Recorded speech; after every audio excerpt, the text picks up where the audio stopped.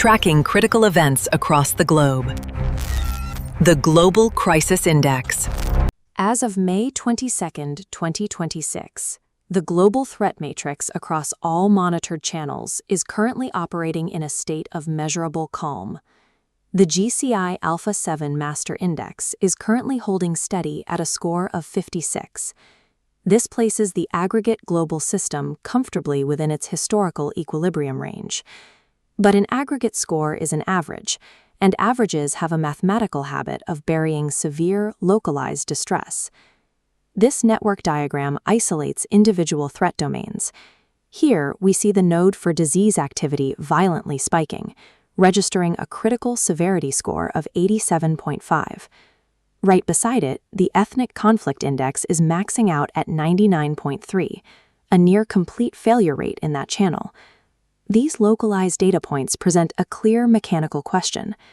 How does a global system process isolated shocks of this magnitude without triggering an immediate escalation in the overall threat matrix?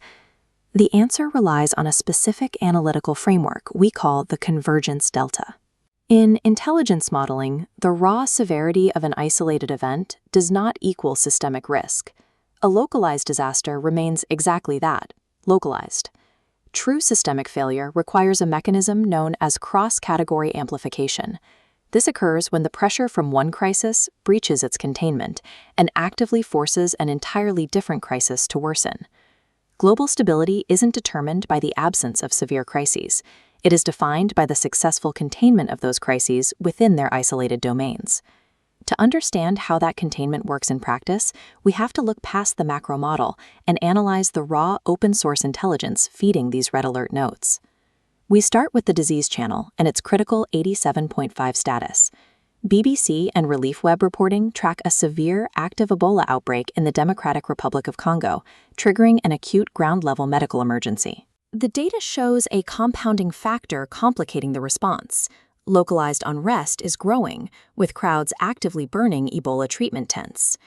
Now, look at the war and conflict channel, which currently registers a moderate severity score of 50.0. The primary driver here is geopolitical. The United States Navy has officially paused a $14 billion arms sale to Taiwan. That decision isn't occurring in a vacuum. It is a direct response to Iran stepping up claims to control the Strait of Hormuz, forcing a reallocation of geopolitical resources toward the Middle East. A secondary data point tracks Ukraine's ongoing efforts to implement drone-proof defenses against aerial strikes. This visualization maps the DRC Ebola outbreak and the Iran-Taiwan geopolitical shifts. They exist within completely isolated domains. Because the medical emergency in the Congo is doing nothing to amplify the military posturing, their threat scores remain separate. They do not multiply.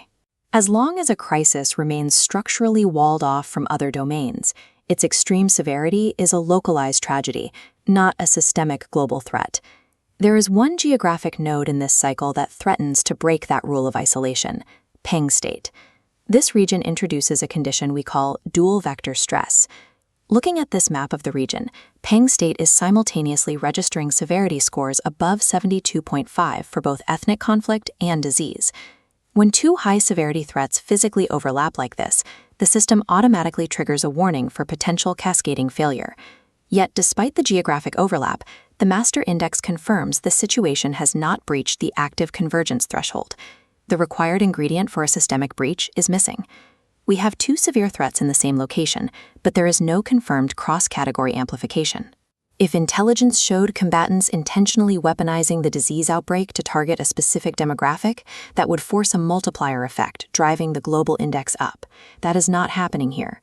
The mere proximity of two severe threats does not automatically equal systemic escalation. A confirmed mathematical link must exist between them. There is, however, one area in the May 2026 report where that rule of isolation has officially failed. We are tracking an active convergence delta, where the war and conflict node and the humanitarian impact node are intersecting. The structural linkage is direct. Active military operations are generating mass civilian displacement. Verified data tracks a UN envoy attempting to establish a peace route in Sudan, dealing directly with the logistical strain of a sudden internal displacement. Sudden population shifts instantly source secondary pressure on unrelated systems, immediately stressing local food supply and disease control infrastructure. Concurrently, we see similar internal population shifts inside the Ukraine conflict zone, turning civilian infrastructure into emergency housing. Because military action is directly causing humanitarian strain, these domains cross-pollinate. The global index is forced to calculate the risk exponentially, rather than additively. This active intersection stands in stark contrast to the walled-off medical emergency in the DRC, or the dual-vector stress in Peng state. This exact mechanism, military operations pushing human mobility past logistical limits, is how isolated events gain the traction necessary to threaten the broader global equilibrium. Pulling back from the specific pressure points, we return to the macro view of the total global index. The localized red warning lights are still actively burning. The Ebola outbreak is volatile, and the displacement in Sudan continues. The reason the master index holds firm at 56 is because these localized fires are heavily buffered by massive, stable data streams operating everywhere else in the system. Economic stress remains firmly within baseline parameters, with the CBOE VIX holding at 17.06.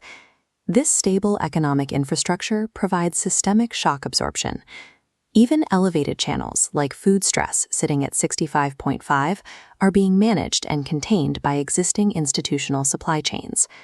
For intelligence analysts, the operational directive is clear.